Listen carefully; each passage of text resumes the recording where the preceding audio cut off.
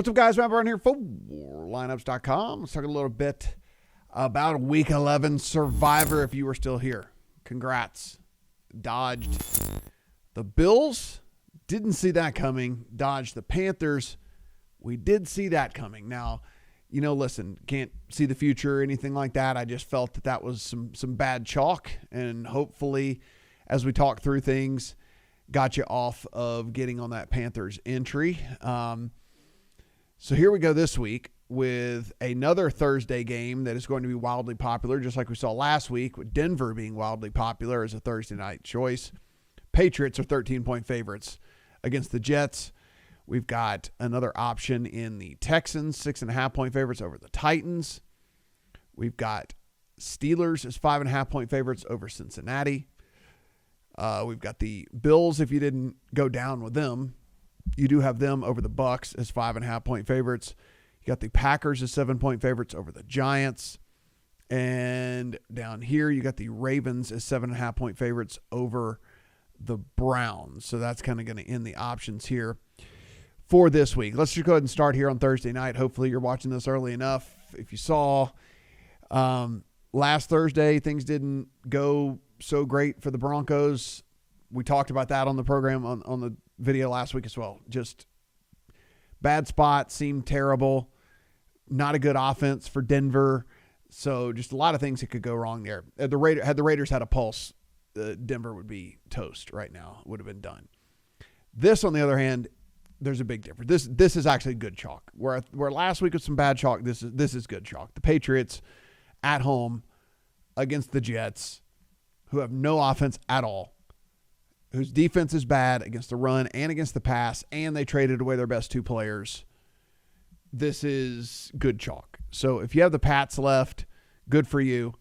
I do not, so I cannot play them this week. But if I did have them, I would play them this week on Thursday. Very, very good spot. There's an advantage for the Patriots literally at every single spot, except for maybe running back if you wanted to say Travion Henderson and Bryce Hall are the same. But the Jets are going to be without Garrett Wilson, so their best player is out. Garrett Wilson's not playing in this game. They're down a starting corner, and they've got three other defensive guys listed as questionable. It's a really good spot for the Patriots. Again, they can do whatever they want to here. Air, ground, whatever. I would play the Patriots if I had them. I don't. Let's go to the next option here, which is the Texans. Always a good option to play against the worst team in the NFL. So if you look at the Titans, obviously they've only ruined one people's week. They're 1-8. Always great to play against terrible teams. Yes, the Texans are going to have Davis Mills. That's why this thing is 6.5 instead of 7. It only moved half a point, by the way. And with this Titans team, if you strip out the fourth quarter, which basically fourth quarter has been garbage time for them the entire season because they're down in every single game. If you strip out the fourth quarter, they are the worst offense EPA per play by a long shot. It is not even close. Like the second worst team is still exponentially better than the Titans. Good defense for the Texans. Pretty strong option there for the Texans. Going down here, the Steelers against the Bengals. It is going to be Joe Flacco. Don't let the fact that Joe Burrow opened his window.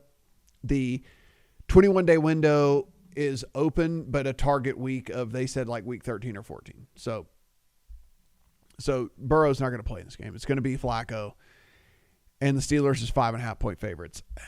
It's such a scary click. If you don't have any of the higher options, listen, I totally get it. It's, you're getting a Cincinnati defense that's brutal. I mean, they're terrible. They're going to be without Hendrickson again. They're going to be without Shamar Stewart too. Their other defensive end. I just think Aaron Rodgers is shot, and that scares me. But Bengals have no pass rush at all, so he should be able to just kind of sit in the pocket and do whatever he can do. So I think it's a fair option to play the Steelers against Cincinnati this week.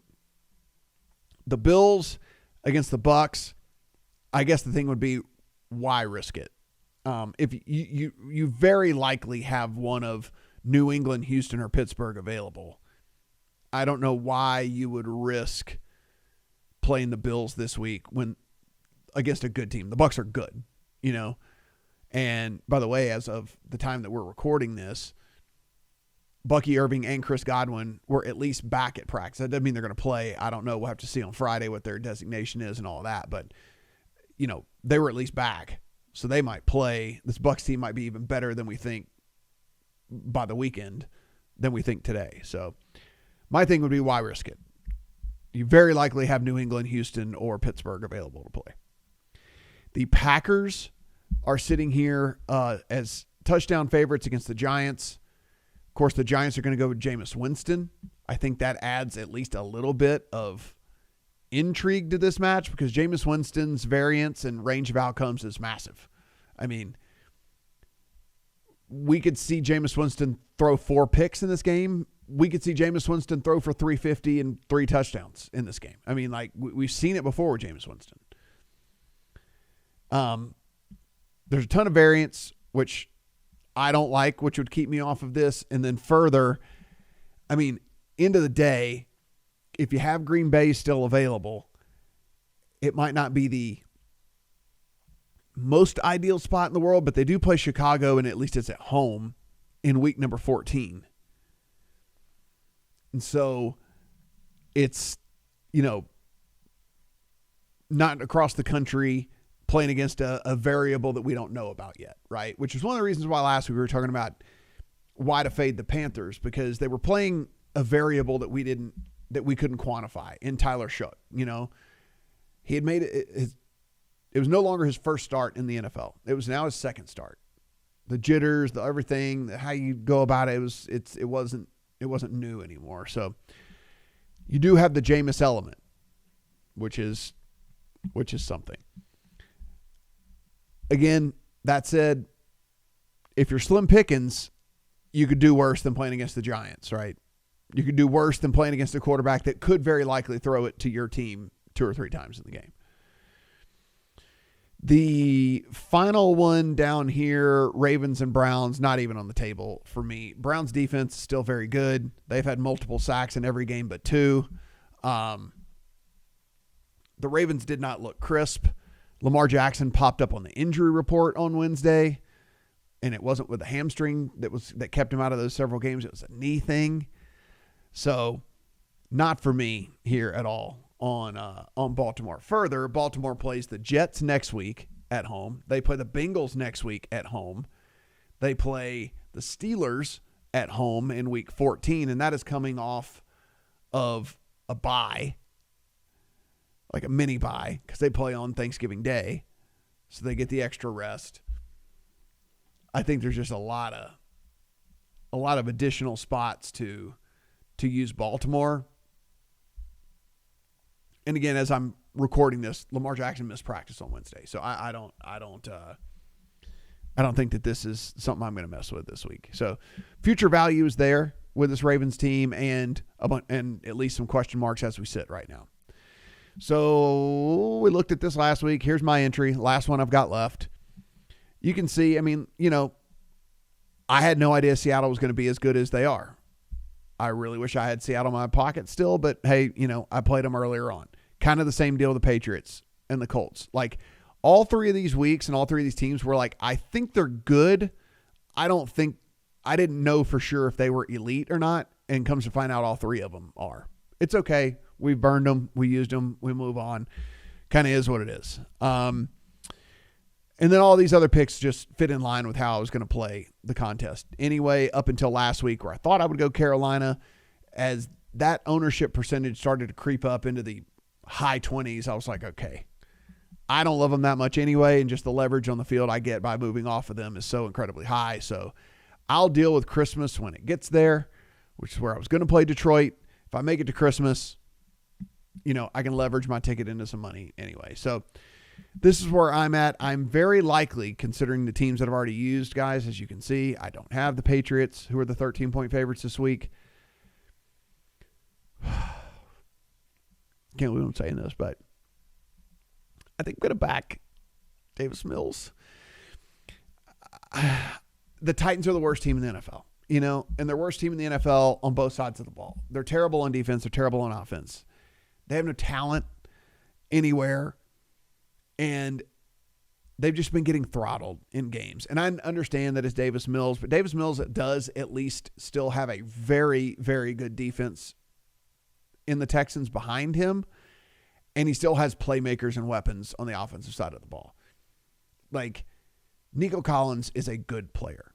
They have switched to Woody Marks being the lead back there. Woody Marks is a better player and better option for them than Nick Chubb.